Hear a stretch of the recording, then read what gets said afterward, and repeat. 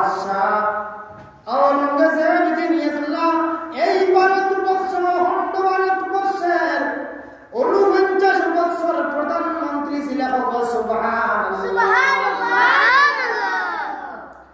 এই যে ভারতবর্ষের প্রধানমন্ত্রী 49 বছর প্রধানমন্ত্রী ছিলেন বাদশাহ আওরঙ্গজেব।